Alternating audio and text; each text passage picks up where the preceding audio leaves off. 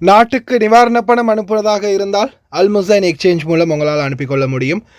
ஒட்டுமொத்தமாகவே எந்த ஒரு கட்டணமும் வரவிடாமல் ஃப்ரீயாகவே உங்களுக்கு உங்களுடைய நன்கொடை பணத்தை கமிஷன் இல்லாமல் அனுப்ப முடியும். அதே போல் இலங்கை தூதரகம் எதிர்வரும் 10ஆம் தேதி வரைக்கும் டொனேஷன் பொருட்களை சேகரிக்கிறாங்க. நீங்களும் உங்களுக்கான பொருட்கள் உங்களிடம் இருக்கக்கூடிய எந்த ஒரு பொருட்களாக இருந்தாலும் டொனேஷனாக நீங்களும் டொனேட் பண்ண முடியும் இலங்கை தூதரகத்தில் டிசம்பர் 10ஆம் தேதிக்கு முதல். அதே மாதிரி ரொம்பவே நன்றி ஒரு தாய் மக்கள் உதவும் கரங்கள் ஜெனட் மேரி அம்மா மற்றும் ஷிபா அவர்களுக்கும் தங்களுடைய பங்களிப்பு இலங்கை தூதரகத்தினூடாக செஞ்சிருந்தாங்க. அதே போல் எவர் கிரீன் ஸ்போர்ட்ஸ் கிளப் உங்களுக்குமே எங்களுடைய மனமார்ந்த நன்றிகள். தொடர்ந்தும் பாதிக்கப்பட்ட மக்களுக்கு எந்த ஒரு பாரபட்சமும் இன்றி உங்களுடைய சேவைகளை செஞ்சுட்டு போகிறீங்க. உண்மையிலேயே தொடர்ந்தும் இந்த சேவைகள் தொடரணும். பல மக்களுக்கும் உங்களுடைய உதவிகள் கிடைக்கணும். எவர் கிரீன் ஸ்போர்ட்ஸ் கிளப் டீம் அனைவருக்குமே எங்களுடைய மனமார்ந்த நன்றிகளையும் வாழ்த்துக்களையும் இந்த நேரத்தில் தெரிவித்துக் கொள்கின்றோம். சிஸ்டர் சொல்லுங்கம்மா, உங்களோட ஏரியா லொக்கேஷனை சொல்லுங்கம்மா. எந்த ஏரியான்னு நாட்டில்?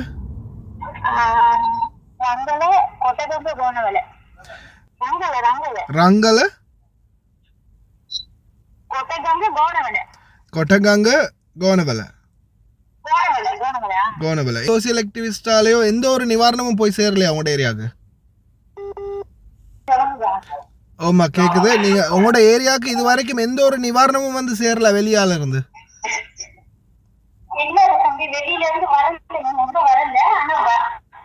சில நேரம் எங்கேயா இருந்து கொண்டுட்டு வந்திருக்காங்க. கொண்டுட்டு வந்திருக்குன்னா அந்த ஸ்கூல்ல தங்கி இருக்கவங்களுக்கு மட்டும்தான் இருக்காங்க, வேற யாருக்கும் கொடுக்கறது இல்லை. அதாவது ஊருக்குள்ள இருக்கிறவங்க இப்போதைக்கு வரைக்கும் வீடுகள்ல ஊருக்குள்ள இருக்கிறவங்களுக்கு எதுவும் இல்லை. இல்ல இல்ல, வீட்டுல இருக்கவங்களுக்கு ஒண்ணுமே கிடைக்கல. ஆனா வெளியில போயிட்டு இருக்கிறவங்களுக்கு அந்த ஸ்கூல்ல தங்கி இருக்கவங்களுக்கு மட்டும்தான் கிடைக்குது. இதுதான் தற்போதைய நிலைமை. வீடுகளில் தங்கி இருக்கிறோம். ஓகே சிஸ்டர், நான் வீடியோ ரெக்கார்டிங்கில் தான் எடுத்தேன், நான் எடுக்கிறேன் இன்ஷால்லா உங்களுக்கு. வீடுகளில் தங்கி இருக்கிறவங்களுடைய நிலைமை இதுதான். வீடுகளுக்குள்ளே இருக்கிறவங்களுக்கு எதுவுமே கிடைக்குது இல்லை. அஸ்ஸலாமு அலைக்கும் வரஹ்மத்துல்லாஹி வபரகாத்துஹு. அன்பா அந்த அனைத்து உறவுகளுக்கும் இனிய மதிய வணக்கம். இப்போதைக்கு வரைக்கும் இலங்கையில் பல பகுதிகள்லையும் நிறைய உதவிகள் கிடைக்குது.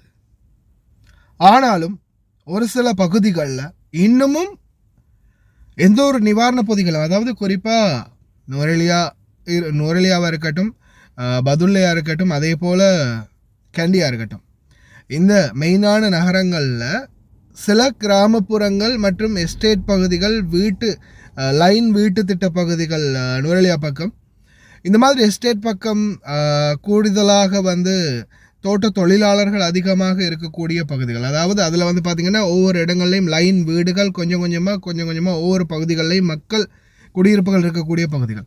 ஒரு சில பகுதிகளில் பார்த்திங்கன்னா வெள்ளம் மண் சரிவு ஏற்பட்டு சில பாதிப்புகள் ஏற்பட்டு சில மக்கள் வெக்கேட் ஆகினாங்க, சில இடங்களில் தங்கி இருக்கிறாங்க. ஒரு சில பகுதிகளில் மக்கள் கொஞ்சம் ஏற்றமான மற்ற இடங்களில் இருந்து மறுபடியும் ஒரு பாதிப்படைந்த நிலையிலேயோ அல்லது அவங்களுடைய பகுதிகளில் நீர் தாக்கத்தால் ஏற்படாத பட்சத்தில் அவங்க வீடுகளில், சொந்த வீடுகளில் மறுபடியும் அவங்களுடைய வீடுகளில் போய் இருக்கிறாங்க. ஆனால் இப்போ வரைக்கும் அந்த மக்களுக்கு சரியான உதவிகள் போய் சேரலை. ஏன்னா உண்மைக்குமே இப்போதைய சூழலில் எங்கெங்கே கேம்ப் இருக்குதோ, அதாவது ஸ்கூலாக இருக்கட்டும் அல்லது வேறு ஏதாவது ஒரு பகுதிகளாக இருக்கட்டும், அரச கட்டிடங்களாக இருக்கட்டும், அது மாதிரி கேம்புகளில் தங்கி இருக்கக்கூடியவங்களுக்கு நிச்சயமாக எந்த ஒரு வகையிலாவது உணவுகள் அல்லது நிவாரண பொருட்கள் கிடைக்கும். ஆனால் அதே இது இப்போதைக்கு இந்த வீடுகளில், சொந்த வீடுகளில், அவங்களுடைய சொந்த இடங்களில் தங்கி இருக்கிறாங்க. அதே மாதிரி அவங்களால போக முடியலை. இன்னொரு முக்கியமான காரணம் என்னென்னா, அவங்களால போக முடியலை. பாலம் உடைஞ்சிருக்குது, வீதிகள் உடைஞ்சிருக்குது, வீதிகளே இல்லை. அந்தந்த இடங்களுக்கு நிவாரணம் கொடுக்கக்கூடிய இடங்களோ அல்லது ஸ்கூல்களோ இல்லை வேறு ஏதாவது ஒரு இடத்துக்கோ போகிறதுக்கூடிய வாய்ப்பும் அவங்களுக்கு இல்லை. அப்படியான சிச்சுவேஷனில் சில மக்கள் தவிச்சுக்கிட்டு இருக்கிறாங்க. அதனால் முடிஞ்ச வரைக்கும் இந்த சோஷியல் ஆக்டிவிஸ்ட்ஸ், நாட்டில் உதவி பண்ணக்கூடியவங்க சில கிராமப்புறங்கள் பகுதிகள், அதே போல் மலையக மக்கள் இருக்கக்கூடிய ஒரு சில எஸ்டேட் பகுதிகள்லையும் தயவு செய்து கொஞ்சம் நோட்டமிட்டு பாருங்கள். வீடு குடியிருப்புகளில் தங்கி இருக்கக்கூடியவங்க அவங்களுடைய நிலைமை என்ன, லைன் வீடுகள் இருக்குது, இந்த மாதிரி வீடுகளில் தங்கி இருக்கக்கூடியவங்களுடைய நிலைமை. எனக்கு இந்த வீடியோ ஒன்று போட்டிருந்தாங்க. இந்த லைன் வீடுகள் இருக்கக்கூடிய இடங்கள்லாம் வந்து நான் வீடியோ கடைசியில் அட்டாச் பண்ணுறேன். அவங்களுடைய நிலைமை இன்னும் மோசமாக இருக்குது. அதையும் தாண்டி இன்னமும் மீண்டும் மழை வரப்போகுது அப்படின்ற மாதிரியும் ஒரு தகவல் வெளியாகி இருக்குது. தற்போதைய சூழலில் லேசாக மக்களுடைய மனதை மீண்டும் கொந்தளிக்க வைக்கக்கூடிய ஒரு தகவலாக அந்த தகவல் மாறினது கொஞ்சம் கவலையாக இருக்குது.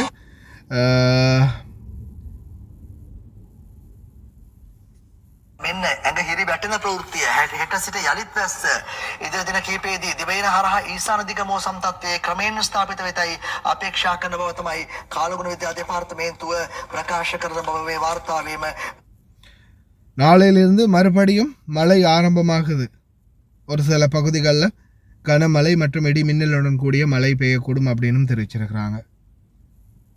இந்த மாதிரியான சூழலில் மறுபடியும் மழை பெய்கிறதுன்றது இறைவன் தான் பாதுகாக்கணும் நாட்டு மக்களை. அதே மாதிரி இந்த நிவாரண பொருட்கள் கொண்டு போகக்கூடியவங்களுக்கு நடக்கக்கூடிய அசௌகரியங்கள் உண்மையிலேயே மிகவும் வேதனையாக இருக்குது. இந்த அரசியல் கட்சிகள்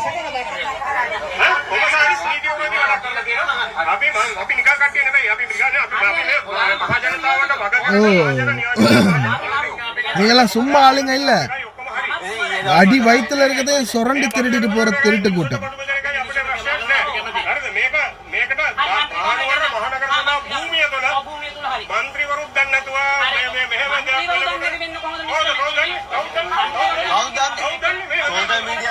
அதாவது சோசியல் மீடியாவில் இருக்கிறவங்க வந்து இந்த மாதிரி சாப்பாடுகளை வந்து பகிர்றது, இந்த சாமான்களை ஒன்று சேர்க்கறது, மக்கள்கிட்ட கொண்டு போய் கொடுக்கறது, அதெல்லாம் மந்திரிகளுக்கு தெரியணுமா? இந்த முந்திரிகளுக்கு தெரிஞ்சாதான் இந்த இந்த அரசாங்க அதிகாரத்தில் இருக்கக்கூடிய இல்லை அமைச்சர்கள் இந்த பொறுப்புகள் இருக்கக்கூடியவங்களுக்கு தெரிஞ்சாதான் அவங்க மூலமாக தான் நாங்கள் கொடுத்தோம், நாங்கள் தான் நின்னோம், இது எங்களுடையது தான். ஏன்னா அடுத்த முறை அரசியலுக்கு எலெக்ஷனுக்கு இது வந்து யூஸ்ஃபுல் ஆகும் இல்லையா? இந்த சந்தர்ப்பத்தை பயன்படுத்தி அரசியல் செய்யக்கூடிய கேவலங்கட்ட கீழ்த்தரமான அரசியல்வாதிகளும் அரசாங்க அதிகாரிகளும் இன்னும் இருந்துக்கிட்டு தான் இருக்கிறாங்க. இந்த நேரத்திலையும் அந்த கீழ்த்தரமான குணத்தை காட்டிக்கிட்டு தான் இருக்கிறாங்க. இவங்களுடைய பொறுப்புல பொருட்கள் கொடுத்தா கடைசியில் என்ன ஆகுது?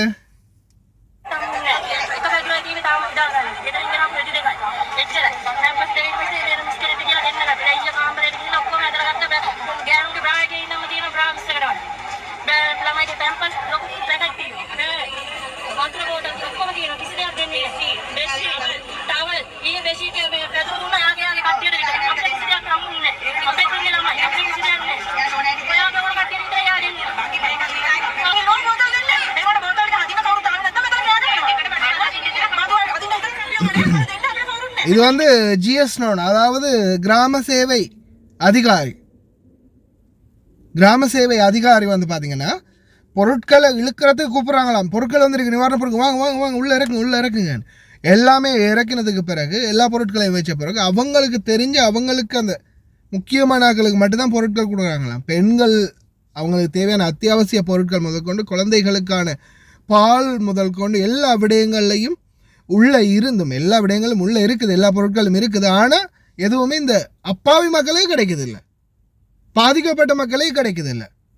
அந்த ஜிஎஸ் நோனா வந்து யார் யாருக்கு கொடுக்கணும்னு அப்படி நோட்டம் விட்டு பார்த்து தான் விரல் விட்டு எண்ணி தான் கொடுக்குறாங்களாம்.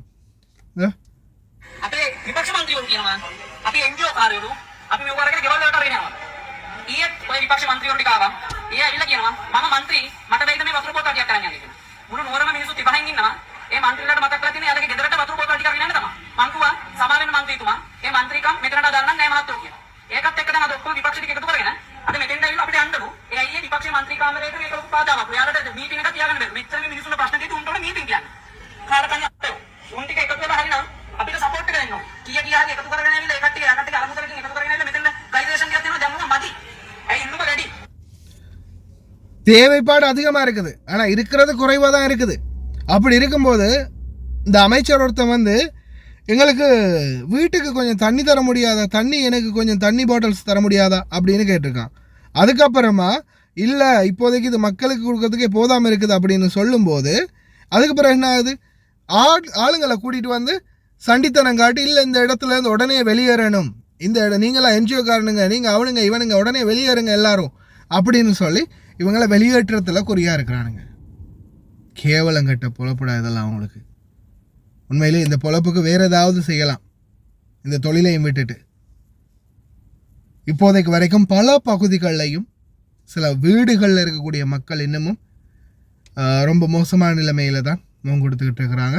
முடிந்தால் தயவு செய்து உங்களால் முடிந்த உதவிகளை செய்ய பாருங்கள். சோசியல் ஆக்டிவிட்டீஸ் கொஞ்சம் அந்த வீடுகளில் இருக்கக்கூடியவங்க, சில கிராமப்புறங்களில், அதே மாதிரி சில ஸ்டேட்டுகளில் இருக்கக்கூடிய மக்கள் இன்னமும் அவங்களுடைய இடத்திலே தான் இருக்கிறாங்க. அந்த மாதிரியான மக்களுக்கு இன்னும் எந்த ஒரு உதவியும் போய் சேரலை. அப்படியான மக்களையும் கொஞ்சம் தேடி பார்த்து அவங்களுக்கும் உதவிகளை செய்யுங்க அப்படின்றத இந்த நேரத்தில் கேட்டுக்கொள்கின்றேன். அதே மாதிரி முடிந்த வரைக்கும் பிரார்த்தனை பண்ணுங்கள். அடுத்த மழை வருது, எந்த மாதிரியான சூழல் உருவாக போகுதுன்னு தெரியலை. எல்லாம் வல்ல இறைவனே அனைவரையும் பாதுகாக்கட்டும்.